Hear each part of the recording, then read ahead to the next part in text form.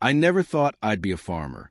At 35, I had a decent life, a city apartment, a job in accounting I hated but paid the bills, and a routine I had come to accept. I never really stopped to think about the life my grandfather lived or the land he worked. But everything changed the moment I opened that certified letter. I was sitting at the kitchen table, sipping lukewarm coffee, when I ripped open the envelope. The bold, official-looking words caught my eye. Urgent. Property notice. My heart skipped a beat. A sinking feeling settled in my stomach as I read the first few lines aloud to myself. The Sycamore Heights Homeowners Association hereby asserts its legal ownership of the mineral rights beneath your property. I couldn't breathe for a moment. I read it again, thinking my eyes were playing tricks on me. My grandfather had owned this farm for as long as I could remember. The land wasn't just soil, it was his life's work, his pride. He raised me on it, teaching me how to tend the orchards, how to listen to the land and respect the seasons. He was stubborn, proud, and fiercely protective of his farm. No way would he ever sell it or sign away something so valuable. But here it was, this letter, claiming my family's land, demanding that I prepare for destruction of everything my grandfather had worked for. I stood up, my hands shaking, and stared out at the field stretching out before me. The peach trees Grandpa had planted decades ago stood tall in the distance, their branches swaying gently in the breeze. How could anyone, especially an HOA, come in and claim they had the rights to this land? I didn't know yet, but I was about to find out. I couldn't shake the weight of that letter, so I decided to call a number on it, hoping for some kind of mistake. After being transferred 3 times, I finally heard a voice that sounded like it belonged to someone who spent too much time behind a desk, dictating orders to people with problems like mine. Margaret Holloway speaking. I could hear the smugness in her voice before she even spoke. Ms. Holloway, I'm calling about this letter claiming the HOA owns mineral rights to my farm. There must be some mistake, I said, trying to sound calm, though my heart was racing. She didn't even let me finish. No mistake, Mr. Mitchell. Your grandfather signed the agreement 2 years ago. Our geological survey found valuable limestone deposits on your land. Excavation begins in 4 weeks. My head spun. That's impossible. My grandfather would never have signed anything like this. I said, the disbelief in my voice unmistakable. Perhaps you didn't know him as well as you thought. She cut in, her tone dripping with condescension. The agreement is legally binding. Good day. And with that, she hung up. I stood there, the phone pressed to my ear, completely stunned. For weeks, they were planning to dig up my grandfather's land in 4 weeks. The thought of it made me sick to my stomach. I had just lost Grandpa, barely 2 months ago, and now I was about to lose everything he had worked for. I looked out the window, staring at the land that had been in my family for generations. This wasn't just dirt, it was history.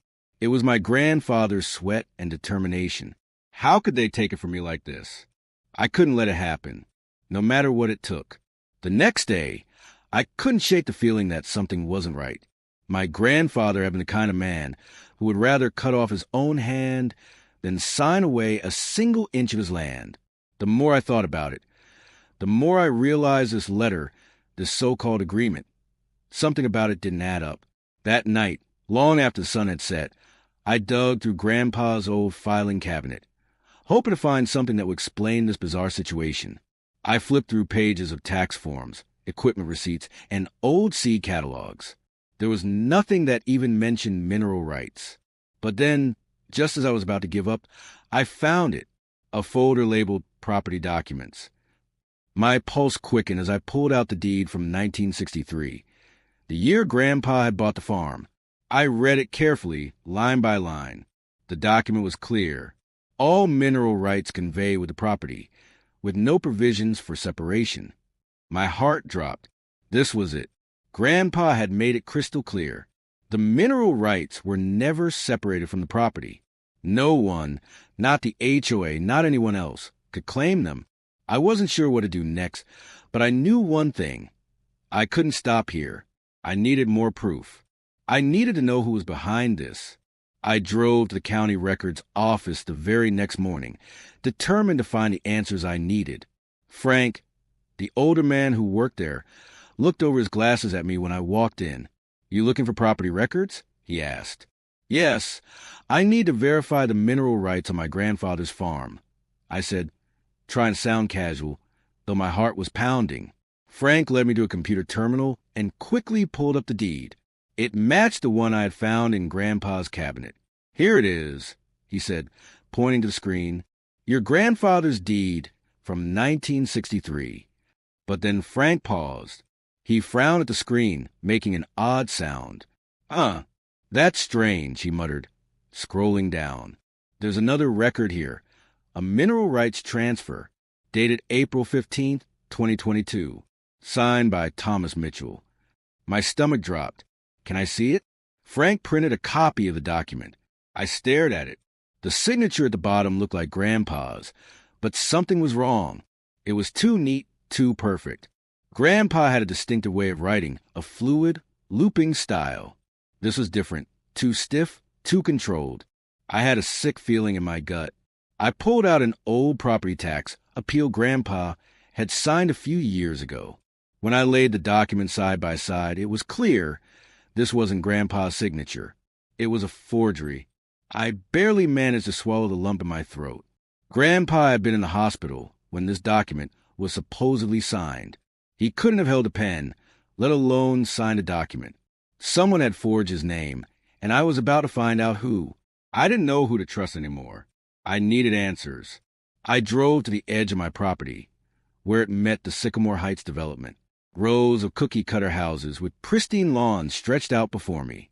It was hard to believe this modern development was once just open land, the same land my grandfather had worked for so many years.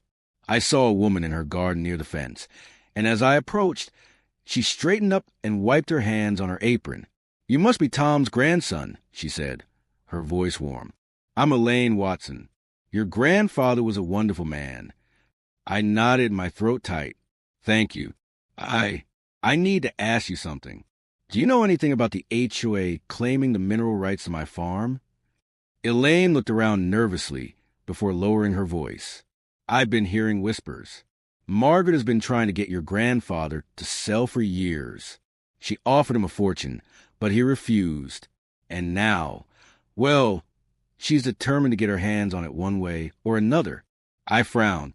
"What does she want with the land?" Elaine glanced around again, then spoke quietly. "No one really knows. But she's always talking about expanding the community footprint. That's what she calls it. Whatever that means." Before I could ask more, Elaine's eyes darted to a car pulling up across the street. Margaret's silver SUV. Elaine quickly put her gloves back on and forced a smile. I should get back to my flowers. As I turned to leave, I saw Margaret staring at me from her car. Her gaze was sharp, calculating. She knew I was digging, and that made me wonder, what was she really after? The world felt different when you knew someone was trying to steal something from you. I wasn't just mad anymore. I was obsessed. For days, I combed through every paper I could find. I stayed up late, studying land laws, scribbling notes, rereading my grandfather's deed until I could recite it in my sleep. But no matter how much I learned, something still didn't add up. Margaret Holloway had forged my grandfather's signature, but why? She claimed the HOA wanted the limestone deposits beneath my land. But that never made sense to me. Why would a homeowners association suddenly decide to go into the mining business? Then one morning, I stepped outside with my coffee and froze in place. A drone hovered above my eastern field, its tiny black frame cutting through the sky. I squinted, my heart pounding. Someone was watching me. I took a slow step forward. As if sensing my movement, the drone zipped away, straight toward Sycamore Heights. I wasn't crazy. Margaret was planning something, and I needed to figure out what it was before it was too late. I barely got 5 hours of sleep that night. By morning, I was outside before the sun was fully up, walking the edges of my property, thinking, calculating. I needed to find a way to fight back. That's when I heard voices. Deep, gruff voices. I followed the sound to my eastern field and stopped dead in my tracks. 2 men in hard hats and orange vests were driving wooden stakes into my land. I stormed toward them, boots kicking up dirt. "Hey!" I called out, my voice sharp. What do you think you're doing? One of them, a tall guy with a thick beard, barely glanced up. HOA contracted us. We're marking the excavation zones. His words hit me like a slap. They weren't waiting anymore. They were preparing to dig. I never agreed to any excavation. I said, my jaw tight. This is my land. The man sighed, wiping sweat off his brow. Take it up with the HOA. Buddy, we're just doing our job. A cold anger settled in my chest. I pulled out my phone. Then you won't mind if I call Sheriff Davis to verify those permits. The men exchanged nervous glances. They didn't have a permit. Without another word, they grabbed their equipment and left. I watched them go, my hand shaking. They weren't just trying to intimidate me anymore. They were moving in. I needed help. Now, that night, my phone rang. A number I didn't recognize. Mr. Mitchell? My name is Sarah Thompson. I live in Sycamore Heights. I heard what the HOA is trying to do to you. We need to talk. An hour later, I was sitting in a dimly lit coffee shop, surrounded by 7 nervous homeowners. Sarah, a woman in her early 40s with kind but tired eyes, spoke first. Margaret controls everything, she said.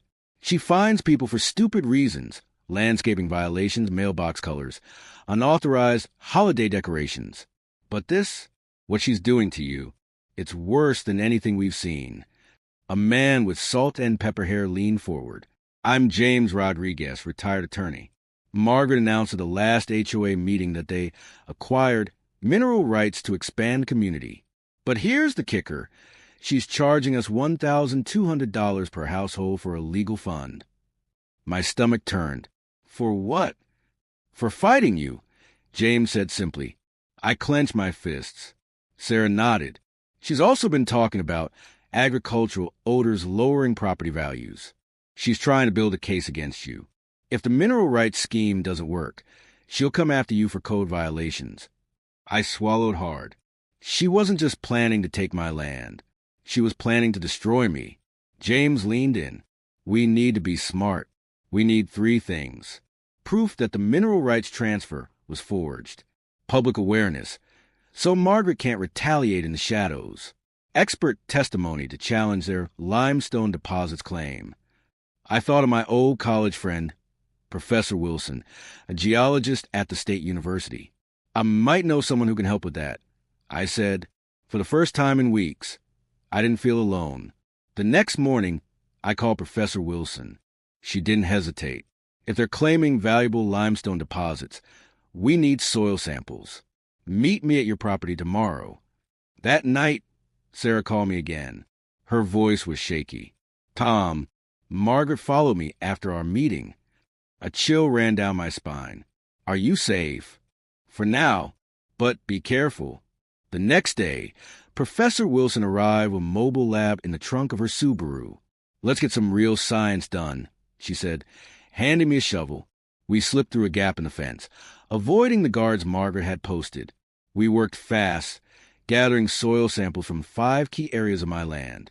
By the afternoon, she had the results. She pushed her glasses up, frowning at the paper in her hands.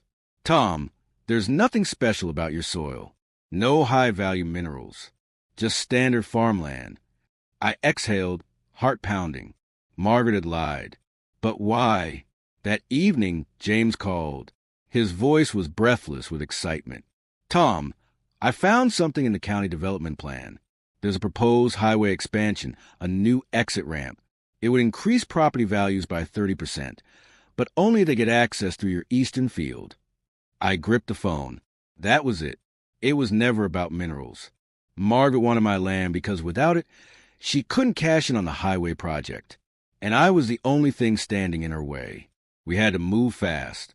We gathered all the evidence, the forged documents, the real soil reports, the fraudulent HOA financial records. Sarah reached out to a local news station while James prepared legal paperwork to challenge the mineral rights claim.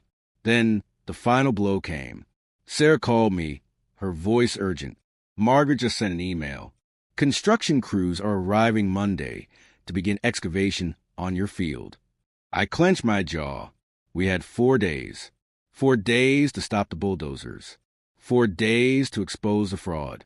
The next morning, I climbed onto my grandfather's old tractor, started the engine, and drove straight to the front gate, where news vans had gathered. Margaret arrived moments later, storming out of her SUV, her face flushed with rage. "Turn those cameras off," she snapped. I held up my documents. April 15th, the day my grandfather signed this, he was in the hospital. He couldn't even hold a pen. This is fraud. The sheriff's car pulled up. Margaret's smugness vanished. Sheriff Martinez stepped forward. "Margaret Holloway, you're under arrest for fraud, forgery, and embezzlement." As they dragged her away, she hissed, "You have no idea who you're dealing with." I smiled. "Neither did you." I thought Margaret's arrest was the end of it. I thought I'd won. But power doesn't just disappear, it fights back. It was nearly 9 p.m. when my phone rang. Sarah's voice came through the line, shaken. "Tom, you need to listen to me." My stomach tightened. "What happened?" "Someone broke into the HOA office," she said. "They took all the financial records. Everything." I gripped the phone. "What?" "And Tom," her voice dropped to a whisper, "I just drove past your orchard. There's a bulldozer parked at the edge of your field." I bolted to the window. In the darkness, a black silhouette of heavy machinery sat just beyond my fence. Then headlights flicked on. One, then another. 3-4 cars creeping up my driveway. I wasn't breathing. They weren't waiting for courts. They were coming now. I reached above the fireplace, my fingers closing around the cold steel of my grandfather's shotgun, not to hurt anyone, but to remind them whose land they were trespassing on. Then I grabbed my phone again. "Sarah, call Sheriff Martinez, and call everyone who stood with us today." I stepped outside, and I waited, because if they thought they could take my land in the dead of night, they didn't know who they were dealing with. I stood on my porch, my shotgun resting in the crook of my arm, as the cars pulled into a tight half-circle around my yard. Men stepped out. I recognized 2 of them, Margaret's nephew, a tall man with a permanent scowl, and another guy I'd seen working construction before.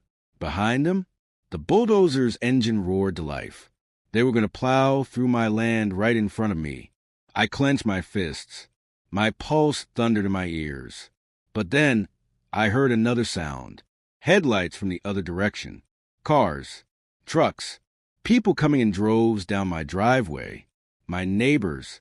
James, the retired attorney, stepped forward first, a legal document in hand. "This land is still legally Tom's," he said, his voice steady. "If anyone touches so much as a single blade of grass tonight, it's criminal trespassing." The construction workers hesitated. One of them, the tall one, spat on the ground. Mrs. Holloway said. I took a slow step forward. "Mrs. Holloway's in jail," I said, "and if any of you cross that fence, you'll be next." The tension crackled in the cold night air. Then, one by one, the workers backed off. The bulldozer? It never moved. That night, my entire community stood watch with me, because this fight wasn't just about my land anymore. It was about all of us. The next morning, my kitchen table was covered in papers, coffee cups, and the determined faces of my allies. James, flipping through a folder, spoke first. "Margaret's in custody, but her husband still has connections. We have momentum, but we can't let up." Sarah tapped her phone. "The media's already picking up the story. People hate HOA corruption. If we keep pushing, we can make sure they never recover from this." I looked at Professor Wilson, my old friend and geology expert. "Is there any way to prove this wasn't about community expansion?" I asked. She pulled out a county zoning map. "The planned highway expansion is the real key," she said. "The county has an upcoming vote on which properties will be rezoned for commercial use. If Margaret's people had gotten your land, they could have flipped it for millions." I exhaled. It had never been about minerals. It had been about greed. James looked up. "We have enough to sue the HOA for fraud, but we need one last push." I nodded. "Then we go big." 3 days later, we held a press conference in front of my farm. News vans lined my driveway. Reporters, neighbors, even people from other towns showed up. I stood on my grandfather's old tractor, holding up the real property deed. My grandfather never signed away this land. I said, but this fight isn't just about me. It's about every family who's ever been bullied, lied to, and stolen from. Professor Wilson took the mic next. There are no valuable mineral deposits beneath this land. The HOA's claim was fabricated. This was about money and power, a planned highway expansion that would make Margaret and her friends millions at our expense. Then Sarah stepped up. As homeowners, we never approve the illegal fees Margaret used to fund this scheme. We demand a full audit of the HOA's finances and new leadership. The crowd roared, and then Sheriff Martinez took the mic. We've received multiple complaints about corruption within the HOA, he announced. Effective immediately, we're launching a full-scale investigation. That was the moment I knew we had won. 3 months later, a judge voided the fraudulent mineral rights transfer. Margaret and her husband, they sold their house and left town before the trial even started. For the first time in months, I slept soundly. Sycamore Heights, the neighborhood that once felt like the enemy, became my biggest ally. Without Margaret's grip, Sarah and the new HOA leadership fixed what was broken. They lowered fees, removed ridiculous rules, and most importantly, they helped me rebuild. I wanted to do something, too. For years, my grandfather's farm had been a place of hard work and family, but now it had become a symbol of unity. So I made a decision. I donated a piece of my land, the same piece Margaret had wanted so badly, but instead of a highway, we built something else, a community market.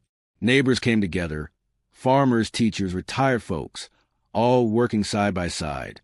And by spring, the Willow Creek Community Market opened its doors. 6 months later, I stood at my farm stand, selling fresh peaches, the same peaches my grandfather had grown. Kids ran through the fields, learning how to plant. Parents walked along the winding paths we built, connecting Sycamore Heights to the farm. The land Margaret had tried to steal, it was now the heart of our town. One afternoon, a woman in a business suit approached my stand. Mr. Mitchell? I wiped my hands on my jeans. That's me? She smiled. I'm Commissioner Taylor. We're revising our rural preservation policies, and we'd like you to serve on the advisory board. I blinked. Me? You fought for your land, she said. And in doing so, you fought for all of us. I looked around, at the people, the farm, the laughter in the air, and I knew then my grandfather's legacy wasn't just preserved. It was thriving. I shook her hand, because this wasn't just about the past. This was about building something better for all of us.